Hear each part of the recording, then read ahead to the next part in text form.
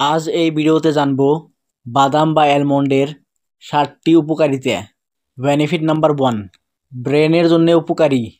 বাদামকে বলে brain food. এতে আছে ভিটামিন ই ও ওমেগা 3 ফ্যাটি অ্যাসিড, যা স্মৃতি শক্তি বৃদ্ধি করাত সাহায্য করে।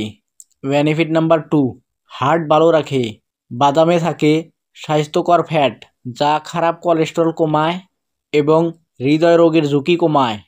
বেনিফিট নাম্বার 3, ডায়াবেটিস নিয়ন্ত্রণে রাখে। বাদামে থাকা ম্যাগনেসিয়াম রক্তের শর্করা নিয়ন্ত্রণ করে, তাই ডায়াবেটিক রোগীদের জন্য বাদাম অত্যন্ত উপকারী।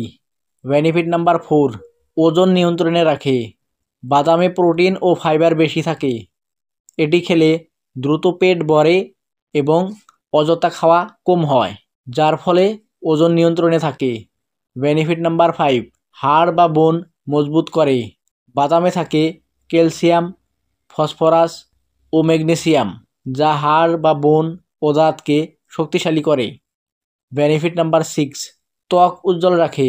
বাদামের ভিটামিন ই ও অ্যান্টিঅক্সিডেন্ট ত্বককে ফ্রি রেডিক্যাল থেকে রক্ষা করে এবং উজ্জ্বল রাখে। বেনিফিট নাম্বার 7, রোগ প্রতিরোধ ক্ষমতা বৃদ্ধি করে।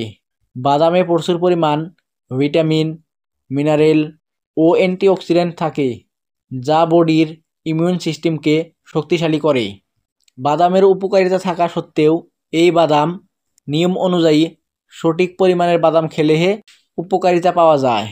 তো বড়দের জন্যে ডেইলি প্রায় 20 থেকে 23টা বাদাম নিরাপদ ও স্বাস্থ্যকর। আর যদি ডায়াবেটিক থাকে তাহলে ডেইলি 8 থেকে 10টা বাদাম যথেষ্ট। না হলে তুমি যদি একসাথে বেশি বাদাম খেয়ে ফেলো তাহলে পেটে ফাঁপা, পেটে গ্যাস, কনস্টিপেশন, ইভেন কি ডায়রিয়াও হওয়া পারে।